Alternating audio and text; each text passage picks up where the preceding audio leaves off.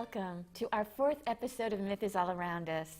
My name is Maggie Mendenhall, and I am your host as we discuss mythic stories and characters and discover where these same themes are reflected in our community. Here, in the Myth Cafe, we are mythologists investigating sacred narratives. The sacred narrative we are discussing in this episode is that of the Islamic faith, which I feel compelled to explore in light of the current politicization of its tenets, both from within and from the outside. To do so, I invited as my guest the most knowledgeable and compassionate person I know in the field, Dr. Imran Shanadeh.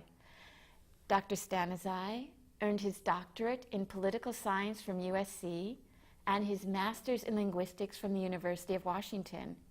As a Fulbright scholar, he has worked in Indo-Iranian languages, and his postdoctoral studies have been in Islamic mysticism and depth and sacred psychology. Currently, Dr. Shanadeh is a professor of mythological studies at Pacifica Graduate Institute and teaches political science at California State University, Dominguez Hills. He has lectured widely on Islamic contributions to world civilization, and in his peace advocacy, Dr. Shanadeh addresses the prevalence of archetypal warrior culture and pursues a pacifist stream of consciousness that can be best summed up by this: build tomorrow's bridges from the bricks of yesterday's walls of separation, span them across the murky waters of cultural relativism to see yourself in the other, on the other side. Thank you, Zaman. I really appreciate you being here today. Thank you for inviting me. And speaking on this topic that, for lack of a better word, is foreign to many of us in the West, the other. Mm-hmm. And now, to begin this, I know you studied Islamic mysticism. Can you explain to us what that means, or how that is understood different than mysticism in the, for lack of a better term, Western world? I think the greatest myth about myth is that it's a myth, but it's not a myth. It's a reality that has its own dimensions, in spiritual terms, of course. And Islamic mysticism has a long history that goes parallel with its dogmatic tradition. Unlike most other religious traditions where the mystical tradition sort of weaves in and out throughout the course of history. In Islamic tradition, the mystical tradition and the dogmatic religious tradition, or the organized religion, go parallel, hand in hand, throughout its entire history. So I think that's a positive thing, because there is a complementarity and competitiveness, and it provides its believers to switch from one to the other as they please, so to say. Yeah. That's much different than what it seems like from the outside.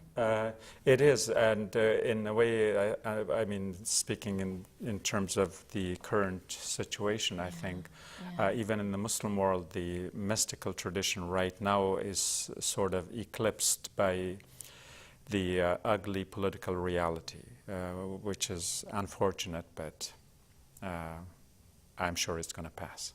And there's also a difference between the mysticism and the dogmatic. That is, of course, with every tradition, is that in the dogmatic, you often go to what is considered the strictly religious part. And in my view, the problem with religion is its religiosity, which is a state of mind that is closed to alternatives. And what a mystical tradition of any particular religion does is that it opens up that closeness. It provides an opportunity, an alternative, a way of blending with other traditions. So, as they say, religions divide and spirituality unites. And so the common ground among most spiritual traditions and mystical tradition is that they emphasize the commonality as they all seek the one divine. Whereas in the regular dogmatic religion, people look at it more as an extension of their identity and sort of being embedded in their identities, they prefer to differ rather than to emphasize the commonalities. Because also Islamism faith, one of the Abrahamic, am I saying that right? Okay. Yes. Okay. Religions, it is very inclusive, whereas some of the other religions are maybe not so much? Or am I misunderstanding? Ideally, that is the case. If we had to make a comparison, Islam is Judaism that has been universalized. In other words, it's not within the tribal or ethnic boundaries. Islam is Christianity without the Trinity. So in that case, Islam shares those two elements of both Judaism and Christianity. And so in that sense, Islam is not necessarily a new religion, but a continuation of the same old religion, as we could say, or the monotheistic tradition of the Middle East. And I know also, as with Judaism and Christianity, there's a book. Could you explain a little how that is a little different than the Bible, so to speak? The scripture of Islam is the Quran. And the way it is different is that it is God speaking in the first person to humanity directly. And in order not to identify the divine with any one particular gender, person, or number, the pronouns for the divine switch all the time. But the greatest virtue of the Quran is that as it was revealed, it was recorded on the spot. And because of that, its authenticity is not being questioned. And so the whole collection of the revelations, which constitutes the Quran, it may not have the cohesion and coherence of a well-planned book, so to say, because it was not written, say, like in one sitting. It was not revealed in one situation, but it was revealed, as time went on and as situations demanded, and therefore the authenticity is its greatest virtue, and the coherence of it may throw off people who are not familiar with the book because it doesn't have a narrative. And it builds upon the narrative of Judaism and Christianity in a way, more as a point of reference rather than authenticating one or the other. I see, but there is a narrative about the creation of the Quran, correct? Well, the creation, there are two narratives similar again to the Judeo-Christian tradition, with the difference being that in the narrative of creation, if there is any equivalent of what we understand from a Christian perspective as the original sin, there's no such a thing in Islam. Wow. That Iblis or Lucifer, who disobeyed God, got his own punishment, and that may be considered as an original sin. But as far as a human and the divine relationship is concerned, there is no original sin. The second narrative is that of the Garden of Eden, where Adam, as the androgynous entity, including both the male and the female, enters the garden. And the Quran clearly specifies that this is for Adam and its spouse. And so they're both gender-free in that sense. So it does not establish the supremacy of the male or the female. And then when the issue of the quote-unquote forbidden fruit comes up, they both eat from it, and again, no blame is put on any one particular person. And they both repent, and the Arabic language allows for, in addition to singular plural, it allows for a dual form. And so they speak in the dual form to the divine. O God Almighty, we did it unto ourselves. Forgive us. And so that, in a sense, is the end of that narrative. So the Garden of Eden narrative will be different from the Judeo-Christian in that there's no supremacy of the gender, there's no blaming of the female, and in fact the Quran doesn't even have Eve in the narrative. It's Adam and its spouse, and the spouse is gender neutral, so you can interpret it whichever way you want. Wow. So then, and again, this is coming from a place of, most of us don't have the education in it. When we see what seems, and again, this is from a woman's point of view, that there's males have been interpreting this a bit differently, but that's not what's actually in the book. Exactly, that's not what's actually in the book. And the patriarchal order has creeped into the Islamic literature also. And in the popular Islamic culture, even the Christian version of the story, Eve, the left rib, and all that has permeated the Islamic culture, and the average Muslim has no idea that what they know in the popular Islamic culture is not the Quranic version. Wow. I don't feel quite as dumb, but but also I know there's something else. It's a passion of yours from the poetry of the Islamic tradition. Could you just a little? And I know you're actually going to share something later on. Well, Quran by itself can be seen as one of the most beautiful poems. It's a prose which, without using poetic license, rhymes. And that's why it's considered a miracle by itself. Wow.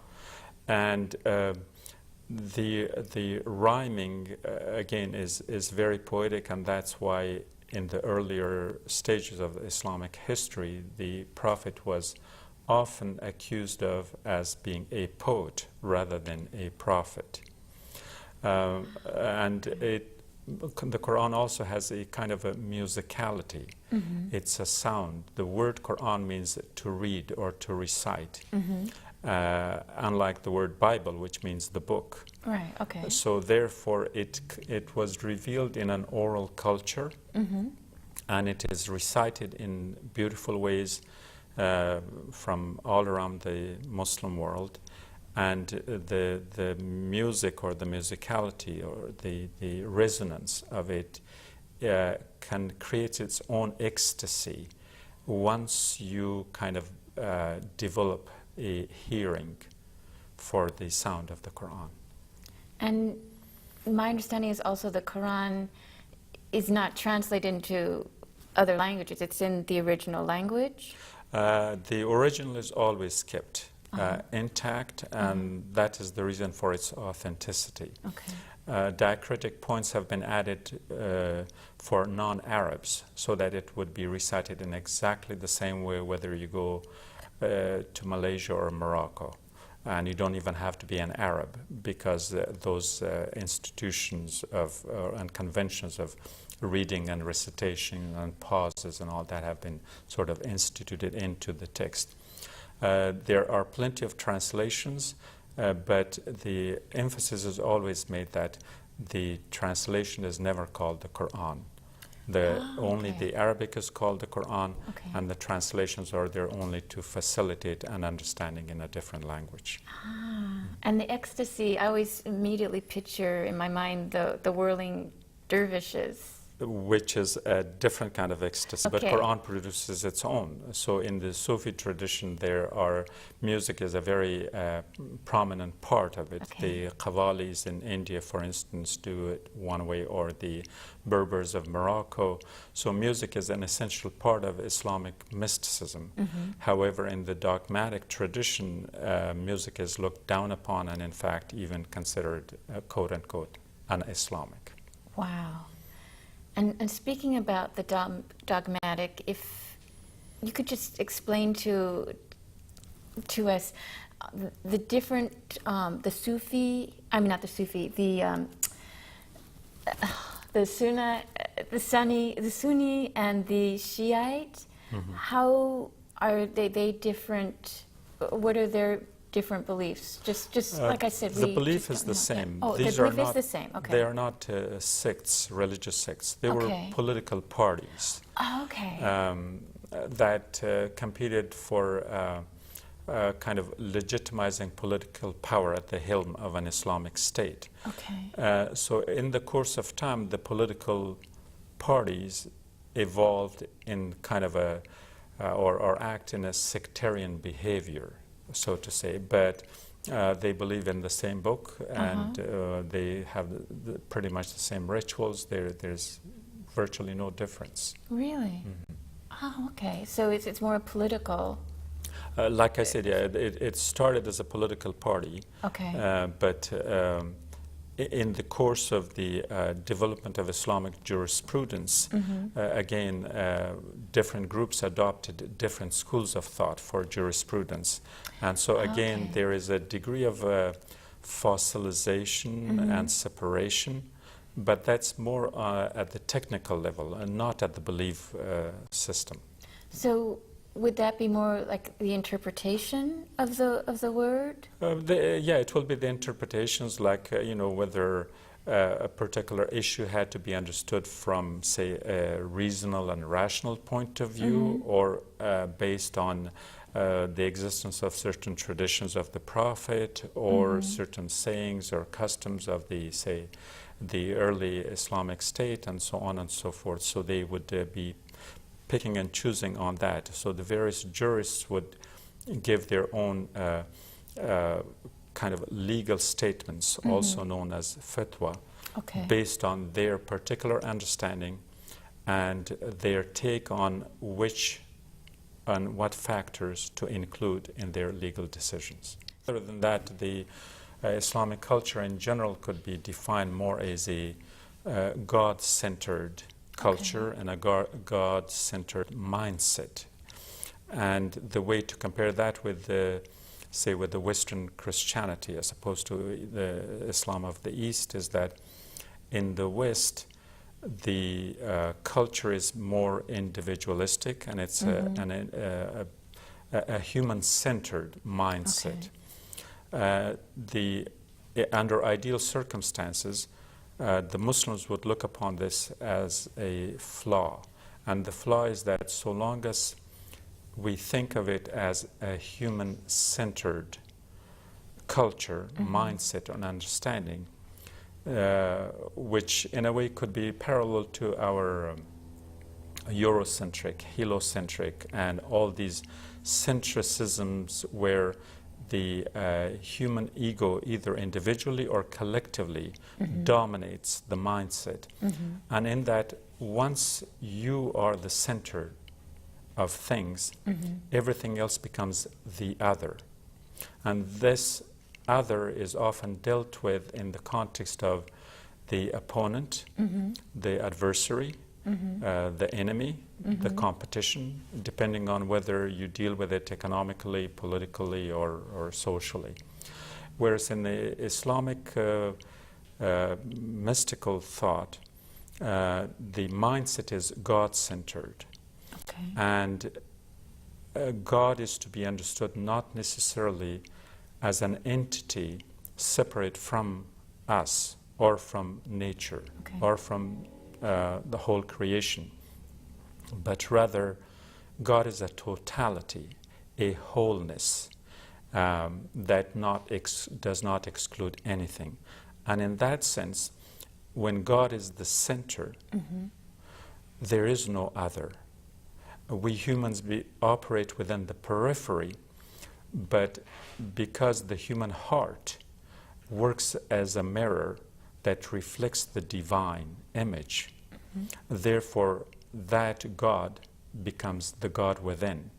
And so therefore Muslims would look at God as both transcendent in its totality, but also as an immanent within the human heart as the divine beloved.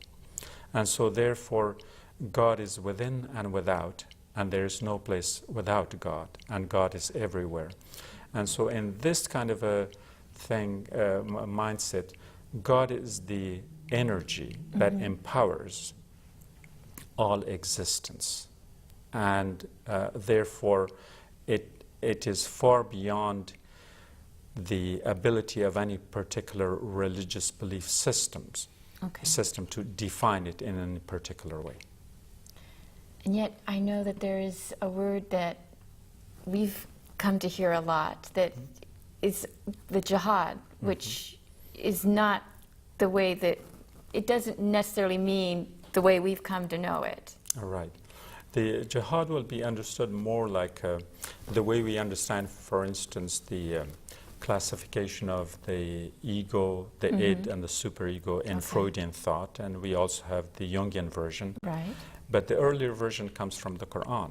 So Quran gives its own classification of the ego and the self, and its 5 stages in evolutionary step-by-step way.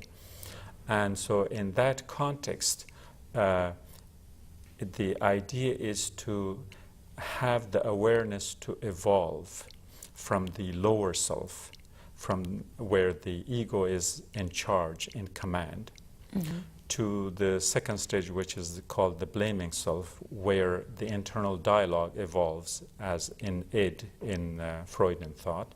Okay. And it goes further to what is called the certainty, mutma'inna. And in that level, kind of one reaches a stage of an attainment, contentment. And so in this way, the recipe is given for individuation, for self-actualization of the individual human being. But the goodness in the Islamic tradition then is that while it allows this for an individual as a blueprint, because it's believed that in our spiritual DNA we are all programmed to go back to God. It does not call for an individual to abandon the society and go to, say, like a monastery and leave everything to everybody else. So an Islamic spiritualist or a mystic or a Sufi is believed to be in this world but not of this world. So in that sense, you can carry on with your life in a way that nobody would know that you're a Sufi. So you can carry about your business, your school, your work, and you don't have to kind of ask for privileges and recognitions from the society because you have a special connection with the divine.